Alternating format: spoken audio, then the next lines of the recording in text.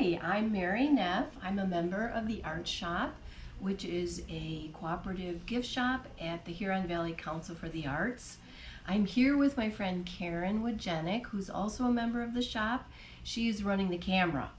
I'm actually right now at the Plymouth Potters Guild in Plymouth, Michigan, and I wanted to show you how I make birds. I started making birds a few years ago. Actually just last year, my grandson was very interested in the birds, and I made one for him, and then other people wanted me to make birds. So I've been having a great time making birds. So for inspiration, I look at real birds, I look at illustrations of birds, just am very interested in birds. Birds, their body parts are also different and interesting, their beaks and their feathers, and it's really fun to come up with clay birds. So it sounds like you are never feel like you're at a loss for what to do next, because there's always some other variety of bird that challenges you. Another way to put the different parts together of the bird. My birds don't look like real living birds. They're kind of whimsical birds. Yes. You'll see. That's the appeal, Mary. Right. Okay. So anyway, show us how this happens. I'm a hand builder, so I use slabs and pinching to put my birds together. So I can show you, I roll out a slab and I cut templates. I already did one here, and I use a form, and I put that on there and make sure it conforms to that, and then I put those two parts together, and I basically have a bubble. If you can imagine. And I have slip, which is watered down clay, and it's a kind of a glue that you can use to put clay together. And the clay right now is soft, but it's actually what you call leather hard. So it's still soft, but it holds its shape. So I would also put slip on here, and then I would put these two together like that. And then press it, and close it like that, so everything is pushed together. And then I have tools that I use, a paddle. I also use my hands. I kind of roll it like this and like that. And when I'm finished, I have the body of the bird. Looks like that. So the next step would be to make the neck and the head. And I would just cut a strip of clay, a slab of clay, and make a cylinder. And of course it just depends on, do I want a bird with a long neck or a short neck, or I just kind of play around every time. It's a little bit different. Now, Mary, does the clay have to be a certain thickness? Is that something you've come to with your experimentation so that you know how to fire it? Well, I usually roll my slabs out to about a 1/4 inch, and I try to keep everything on the piece about the same thickness, because when you're drying the clay, if something is very, very thin and something else is very thick, it could crack or not hold together the way you would want it to. So this is just a very beginning of a head and a neck. And I have the next step. So this is the a head and a neck that I've already put together. So we're just starting to see the personality of the bird come out. Right, and then I put a beak on there, and I like to play around with the feathers on the head. And then I have a tool like this that I use to put the eyes in. At the end, after the bird is all fired, I have glass beads that I use that are used for mosaic. And I glue the glass beads into the eyes. And then I always like to start texturing. That's one of my favorite things about working in clay, is to texture things. So I have all these little texture tools. So this is a button that's attached to a cork, and I make my own texture tools Oh. out of clay, and sometimes I find things from nature that I use, and sometimes I'm at the Salvation Army and I find something that I like. I like spirals. Yeah. But anyway, so now this is leather hard, so when I add my texture, it's not going to collapse. It'll hold the form. It'll hold the form, and it'll take the texture pretty nicely. Oh, that's good. We can see that right there. Right, and I'll show you later how I stain the bird, but I use a stain that makes this texture show up.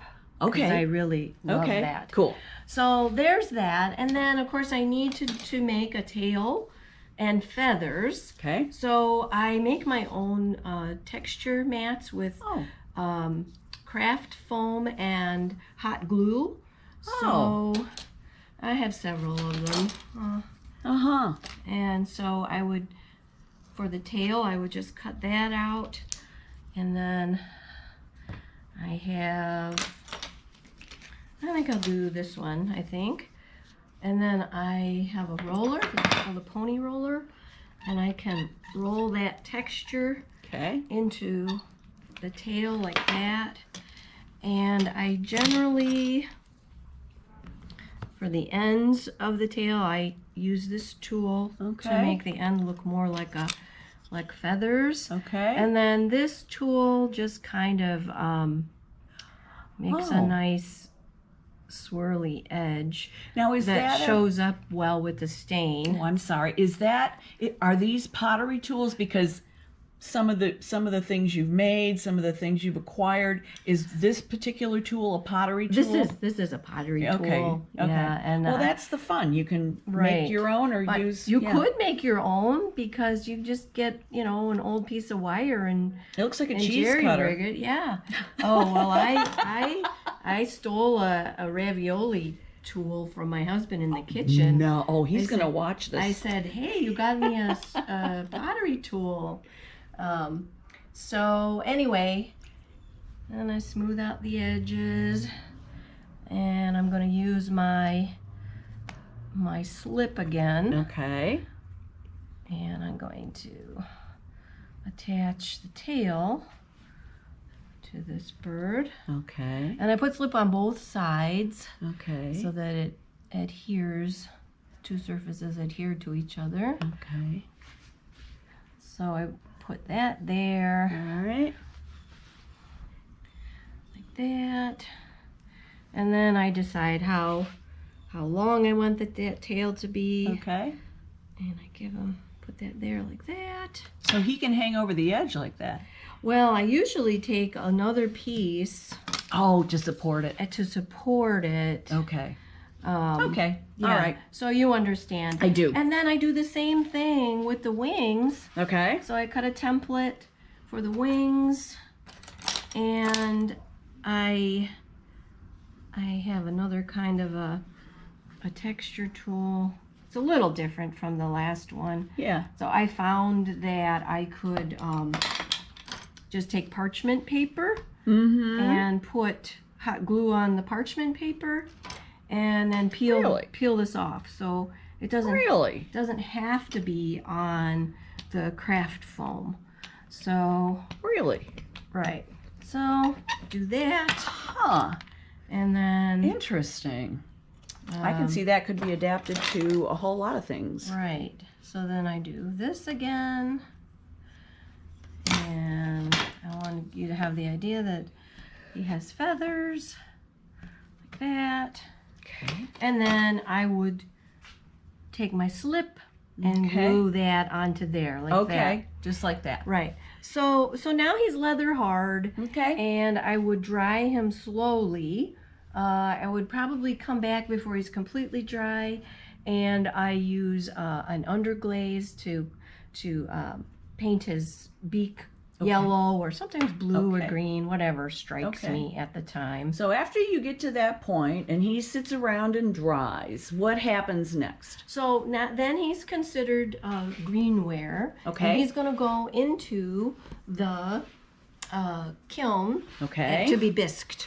Okay. And so he goes in at cone 04, comes out looking like this, and he's all completely dry and hard and stuck together. Okay. And then I take a stain because I want you to notice the texture Sure. in the bird. And I wipe the stain on and off. And when he's all completely dry, then I glaze him. Okay. So this bird has been glazed.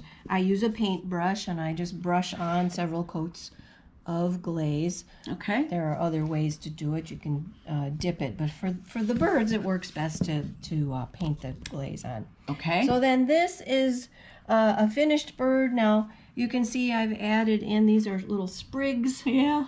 So I have a tool to make sprigs. So if I wanted to add a swirl in there, I have this, and then that I would put him on when he's still wet. Okay. So And- you made All right, I made that template. yes, Okay. and then my signature And your goes on signature. there. Yes. And For when you're famous. well, maybe wouldn't that be exciting? It could happen. Yeah, so that's how I make my birds. Oh, cool. And I make several sizes. These are small. I've done medium, and I've tried doing large too. So these are for sale at the shop. Wonderful. So let's tell you a little more about the shop. And I'm just going to let the camera wander. Okay, so you can find me and the rest of the artists in the art shop at the Huron Valley Council for the Arts at 205 West Livingston Road in Highland, Michigan. We're inside the old church. We're across the street from the fire department. You can find us on the web. We're online at huronvalleyarts.org, on Facebook, and we're also on Instagram now too. So I hope you enjoyed our interview. I guess I should tell you one more thing. We are open during the weekend on Saturday, so you can find us Wednesday and Friday and Saturday from 10 to 2 at the shop, or if you see the open flag out in the front. So I hope you'll come and see us, and thanks for watching.